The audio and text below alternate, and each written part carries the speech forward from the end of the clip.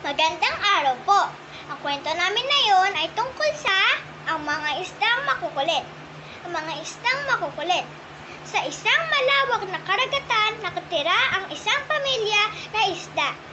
Ito ay sina Tatay Liam, Nanay Jillian, at ang makukulit na magkapatid na sila Mac at Charm. Isang araw, aalis ang tatay at nanay na isda. Mac at Jillian, kami ng inay nyo ay aalis muna upang maghanap ng pagkain para tayo ay hindi magutom sa mga susunod na araw.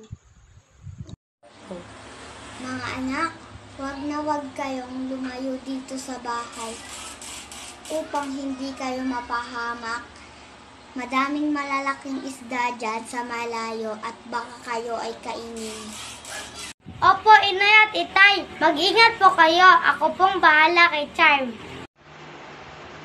Pagkaalis ni Tatay Liam at Nanay Jillian, agad na nagyaya si Charm na mamasyal sa kuya niyang si Mac. Kuya Mac, tara mamasyal tayo. Madaming isda sa labas. At mga coral na magaganda. Tara, gusto ko rin mamasyal. Halika na! Kilos ng kilos at langoy ng langoy kasama ang iba pang isda ang magkakapatid. Mahilig silang lumangoy, paitaas at paibaba.